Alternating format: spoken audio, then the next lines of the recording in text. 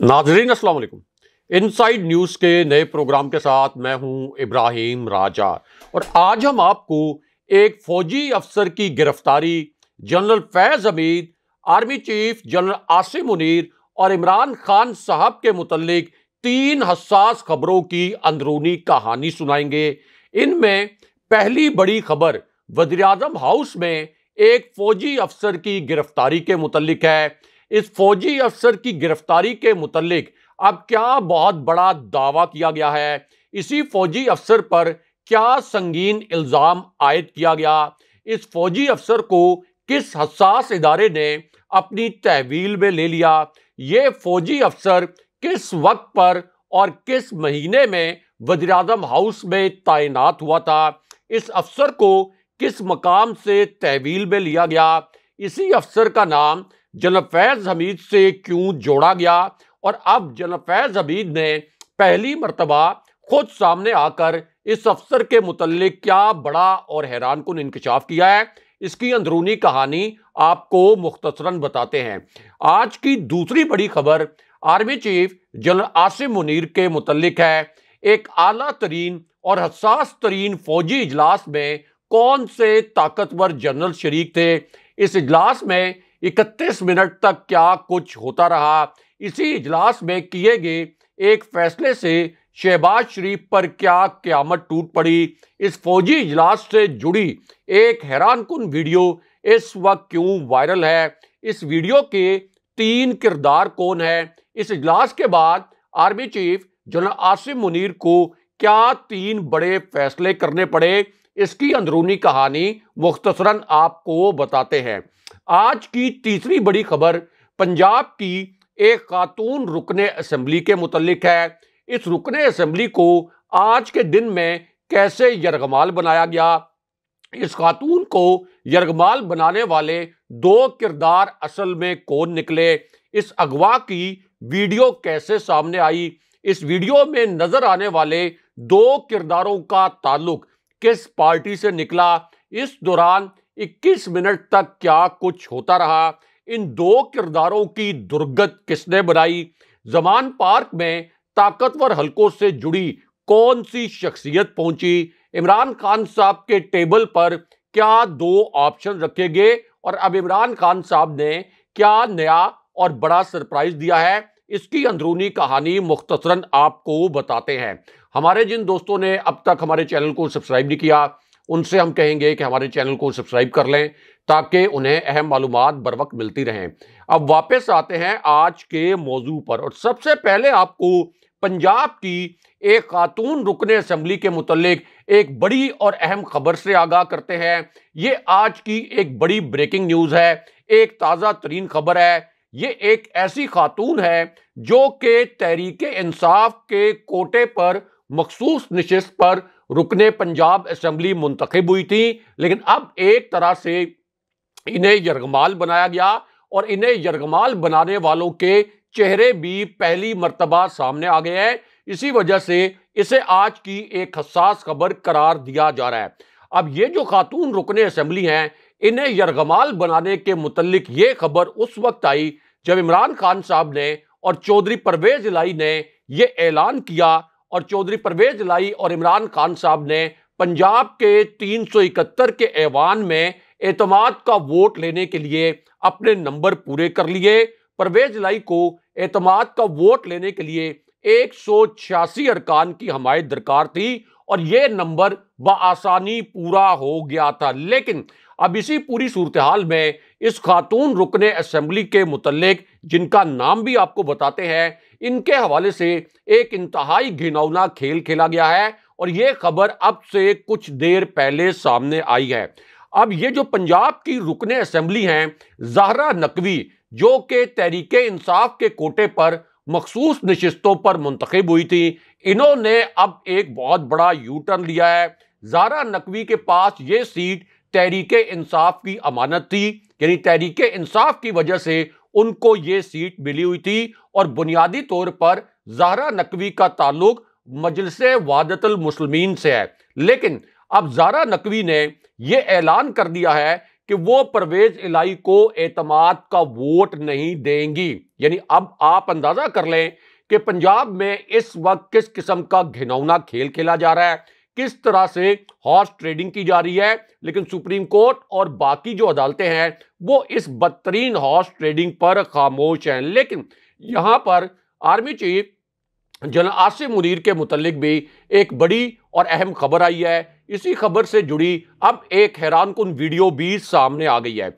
अब ये वीडियो उस वक्त आई जब 4 अहम शख्सियात के कत्ल के मुतल्लिक भी एक अहम नोयत का इंकशाफ हो गया। ये ऐसी 4 शख्सियात हैं जिनका ताल्लुक एक बहुत हाई प्रोफाइल केस से था और इन चारों शख्सियात का ताल्लुक शहबाज शरीफ पर जो करप्शन के केसेस थे, जिनमें शहबाज शरीफ पर एक ओपन एंड शट केस चला था और उन पर फर्दे जुर्म आयद होने वाली थी, लेकिन फिर एक डील के तहत उन्हें वजीर आजम बना दिया गया।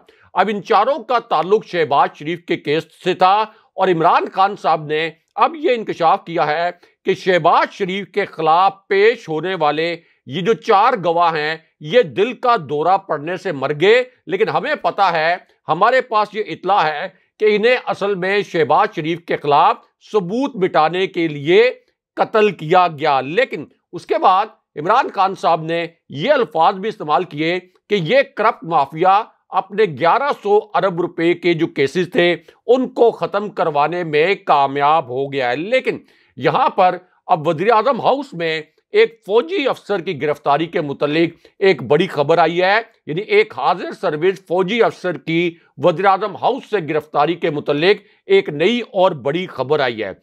अब यह खबर उस वक्त आई जब इस इंपोर्टेड हुकूमत के आज के दिन में 3 मजीद खौफनाक किस्म के कारनामे सामने आ गए। अब इनमें से एक कारनामा तो यह है कि सोने की फी तोला कीमत इसमें 3300 रुपए इजाफे के बाद अब सोने का 1 तोला जो है ये 1,87,200 रुपए का हो गया है। यानी अगले पिछले तमाम रिकॉर्ड टूट चुके हैं और अब लोगों के लिए 1 तोला सोना लेना भी महाल हो गया है। दूसरी जानिब इसी इंपोर्टेड हुकूमत का दूसरा जो खौफनाक कारनामा आज के दिन में सामने आया वो ये था कि एक सर्वे हुआ। इस सर्वे के नताइज आज सामने लाए गए हैं और इस सर्वे में बताया गया कि जब से पीडीएम की हुकूमत आई है उस वक्त से लेकर अब तक यानी सिर्फ 8 माह में 7.5 लाख पाकिस्तानी मुल्क छोड़कर चले गए और इसकी 2 वजूहात बताई गई हैं। इनमें एक वजह तो तबाहकुन महंगाई है और दूसरा इन पाकिस्तानियों को अब पाकिस्तान में अपना और अपने बच्चों का कोई मुस्तकबिल नजर नहीं आ रहा था। इस वजह से 7.5 लाख पाकिस्तानी पिछले 8 माह में पाकिस्तान छोड़कर चले गए। अब इसी इंपोर्टेड हुकूमत का आज के दिन में तीसरा कारनामा यह सामने आया कि ज़र मुबादला के जो ज़खायर हैं अब 5.7 अरब डॉलर की रेड लाइन से भी नीचे गिर गए हैं और बैंकों ने अब डॉलर के मसनूई इंटर बैंक रेट के ऊपर ट्रांजैक्शन से इनकार कर दिया है बाकायदा तौर पर। यानी मईशत हमारी मुकम्मल तौर पर डूब गई है। लेकिन अब यहां पर वज़ीर आज़म हाउस में एक फौजी अफसर की गिरफ्तारी के मुतालिक एक बड़ी और हसास नोयत की खबर आई है। अब यह खबर उस वक्त आई जब GHQ से एक बड़ी हसास नोयत की इत्ला आई। एक आप कह सकते हैं कि इंतहाई अहम नोयत की खबर आज के दिन में अब से कुछ देर पहले GHQ के हवाले से आई। उसके बाद PTI के जराये से यह खबर आई कि GHQ से जुड़ी एक इंतहाई अहम शख्सियत अचानक जमान पार्क पहुंची। उसके बाद इस शख्सियत की इमरान खान साहब से मुलाकात हुई और इमरान खान साहब के सामने GHQ से जुड़ी इस शख्सियत ने 3 ऑप्शंस भी रखे। अब इस दौरान PTI के जो जराये हैं उनका दावा यह है कि इमरान खान साहब से यह दरखास्त की गई कि वो पंजाब असेंबली ना तोड़े, लेकिन सिर्फ इस दरखास्त पर कुछ हलकों ने यह खबर चला दी कि अब इमरान खान साहब ने पंजाब असेंबली तोड़ने का फैसला वापस ले लिया है। यह खबर एक ब्रेकिंग न्यूज के तौर पर नशर की गई, लेकिन अब इस खबर की PTI ने तरदीद कर दी है और स्पीकर पंजाब असेंबली ने 9 जनवरी को पंजाब असेंबली का इजलास भी बुला लिया है और उनका यह कहना है कि एतमाद का वोट लेने के बाद हम पंजाब असेंबली भी तोड़ेंगे। लेकिन अब यहां पर प्राइम मिनिस्टर हाउस में एक फौजी अफसर की गिरफ्तारी के मुतालिक एक बड़ी और हसास नोयत की खबर आई है और इस खबर का ताल्लुक जनरल फैज हमीद से भी बताया जाता है। इस खबर के 3 जो हसास तरीन नुकात हैं उनके मुतालिक आपको मुख्तसरन आगाह करते हैं। तो मामला यह है कि इस खबर के पहले नुक्ते में यह बताया गया कि वज़ीर-ए-आज़म हाउस से एक हाजिर सर्विस फौजी अफसर की गिरफ्तारी हुई है। यानी ऐसा नहीं है कि किसी रिटायर्ड फौजी अफसर को गिरफ्तार किया गया, बल्कि एक हाजिर सर्विस फौजी अफसर की वज़ीर-ए-आज़म हाउस से गिरफ्तारी हुई है और यह गिरफ्तारी कोई पुरानी नहीं है, बल्कि यह एक रीसेंट अरेस्ट है। उसके बाद इसी ऑफिसर का नाम और इस ऑफिसर का ओहदा भी सामने लाया गया है। इस ऑफिसर का नाम भी आपके सामने रखते हैं और फिर इस गिरफ्तारी को जनरल फैज हमीद से जोड़ा गया है। अब जनरल फैज हमीद का पाक फौज में 10 दिसंबर 2022 आखिरी दिन था। जनरल फैज हमीद की रिटायरमेंट अप्रैल 2023 में ड्यू थी। 76वें लॉन्ग कोर्स से उनका ताल्लुक था, लेकिन उन्होंने अर्ली रिटायरमेंट की दरखास्त की थी, जिसे एक सर्कुलेशन समरी के जरिए शहबाज शरीफ ने बतौर प्राइम मिनिस्टर मंजूर किया था। लेकिन अब इसी पूरी सूरत हाल में जो एक फौजी अफसर की गिरफ्तारी के मुतालिक एक इतला आई है, एक बड़ी हसास नोयत की खबर है, इसको बराह रास्त जनरल फैज हमीद से जोड़ा गया। अब वज़ीर-ए-आज़म हाउस में इस फौजी अफसर की गिरफ्तारी के मुतालिक एक नया और बहुत बड़ा दावा किया गया है और इस अफसर के मुतालिक यह कहा गया कि यह एक ऐसा ऑफिसर है जो कि पहले जनरल फैज हमीद के साथ काम करता रहा। उसके बाद इसी खबर में यह कहा गया कि यह ऑफिसर बाद में बहावलपुर में भी तैनात रहा। यानी जब जनरल फैज हमीद को DGISI के ओहदे से तब्दील करके पेशावर की कोर में भेजा गया था, उसके बाद पेशावर से उन्हें ट्रांसफर करके बहावलपुर भेजा गया। बहावलपुर की वो कोर कमांड कर रहे थे। तो अब इस खबर में और इस इतला में यह दावा किया गया कि ये जो ऑफिसर जिन्हें गिरफ्तार किया गया, जिन्हें तहवील में लिया गया, ये बहावलपुर में भी काम करते रहे। इसका मतलब यह है कि यह तासुर दिया गया कि ये बराह रास्त जनरल फैज हमीद के साथ काम कर रहे थे। अब इसी खबर के तीसरे नुक्ते में यह बताया गया कि ये जो अफसर गिरफ्तार किए गए, इनका ताल्लुक बराह रास्त जनरल फैज हमीद से इसलिए था कि इनकी अपॉइंटमेंट जनरल फैज हमीद की सिफारिश पर हुई थी। यह एक दावा किया गया। अब गिरफ्तार किए गए इस अफसर के मुतालिक यह भी बताया गया कि ये एक मेजर रैंक के ऑफिसर हैं और इन्हें ISI ने अपनी तहवील में लिया। अब इस खबर के मुताबिक ISI ने इस फौजी अफसर के खिलाफ तहकीकात की थी। ये तहकीकात ऐसी थी जो कई दिन तक जारी रही और इस तहकीकाती अमल में मुख्तलिफ इदारों का इनपुट लिया गया था और एक जॉइंट इन्वेस्टिगेशन टीम बनाई गई थी। इस टीम ने जब तहकीकात की और उस तहकीकात की फिर जो फाइंडिंग थी, उनके ऊपर इस ऑफिसर को गिरफ्तार किया गया और इसी वजह से फिर यह कहा गया कि इस ऑफिसर के ऊपर जो इल्जामात थे, जब फाइंडिंग्स आई तो ISI ने इस ऑफिसर को अपनी तहवील में लिया। अब इसी खबर के चौथे हिस्से में और चौथे नुक्ते में यह दावा किया गया कि इस ऑफिसर पर जो इल्जाम था, इस अफसर ने वो इल्जाम कबूल कर लिया, बल्कि अल्फाज ये इस्तेमाल किए गए कि इस अफसर ने एतराफ़े जुर्म कर लिया।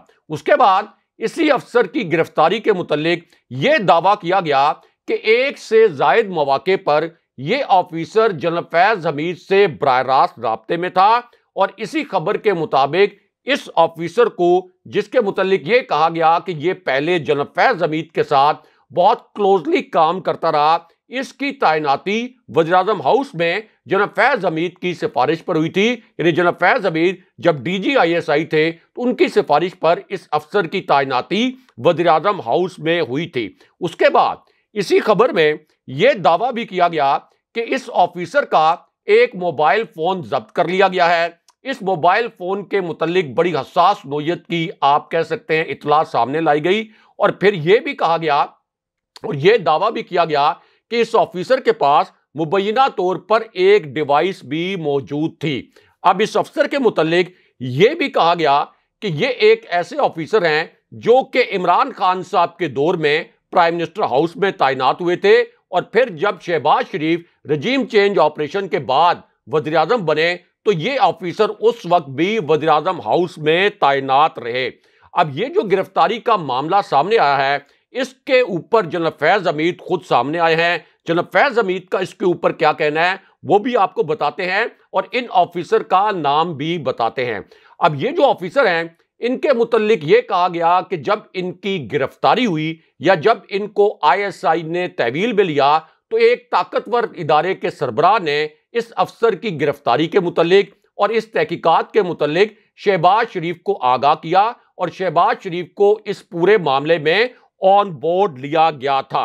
अब ये गिरफ्तारी की जो खबर है ये शहबाज शरीफ की वज़ीर-ए-आज़म हाउस से लीक ऑडियो से जुड़ी हुई है। यानी जब शहबाज शरीफ एमक्यूएम और पीपल्स पार्टी के साथ गैर आईनी सौदेबाजी कर रहे थे और जब मरियम नवाज और शहबाज शरीफ की एक ऑडियो लीक हुई जिसमें मरियम नवाज शहबाज शरीफ से यह ख्वाहिश कर रही थी कि उनके दामाद के लिए इंडिया से खुसूसी रियायत के साथ कानून को रिलैक्स करके एक प्लान दरामद करवाया जाए, यानी रियासती मफादात को नजरअंदाज करके वो अपने दामाद के कारोबारी मफादात का तहफ़्फ़ुज़ कर रही थी, तो उस हवाले से भी एक ऑडियो लीक हुई थी। और अब इस गिरफ्तारी के मुतल्लिक ये बताया गया है कि इन्हीं ऑडियो लीक्स के से ये गिरफ्तारी जुड़ी हुई है।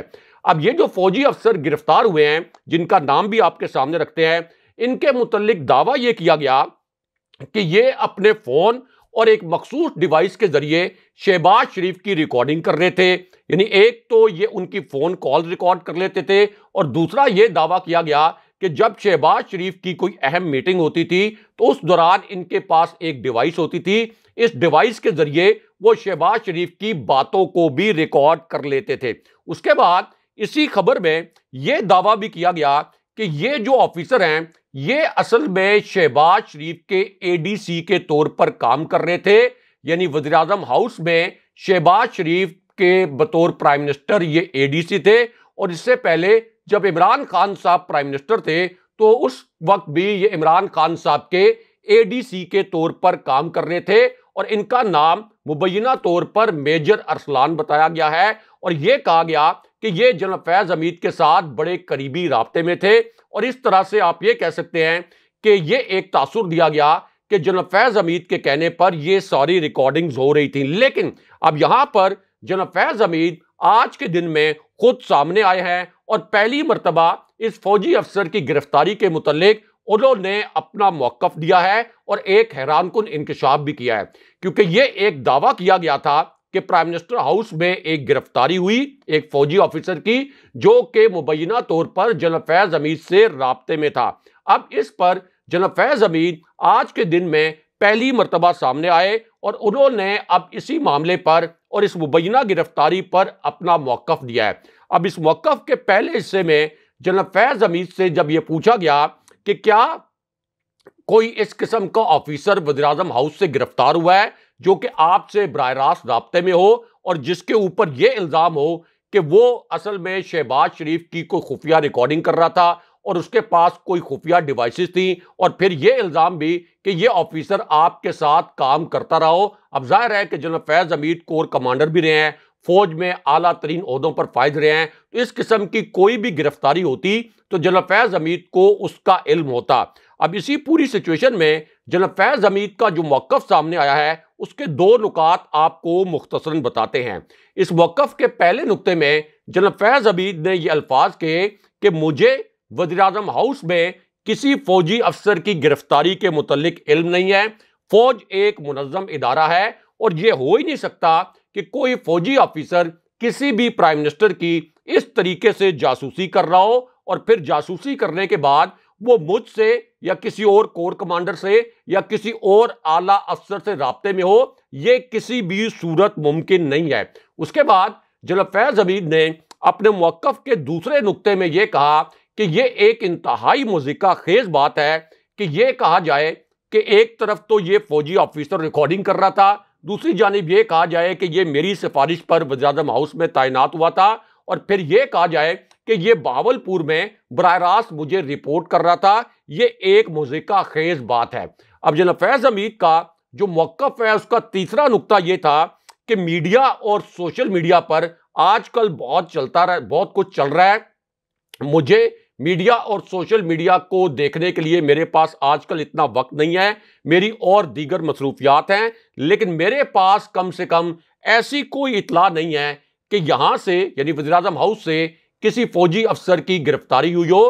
ताहम दूसरी जानिब आप ये कह सकते हैं कि यह दावा बड़े वसूख से किया गया है कि एक फौजी अफसर को गिरफ्तार किया गया है। अब जनाब फैज हमीद का यह जो मौकफ है कि उनका ना तो इस किस्म की कोई सरगर्मी से ताल्लुक है, ना उनके पास किसी फौजी अफसर की गिरफ्तारी की इतला है। यह मौकफ जनाब फैज हमीद का सीनियर सहाफी अंसार अब्बासी साहब के जरिए सामने आया है, जिन्होंने जनाब फैज हमीद से राब्ता किया था और अब उन्होंने जनाब फैज हमीद का यह मौकफ पेश किया है। अगले प्रोग्राम तक के लिए खुदा हाफिज।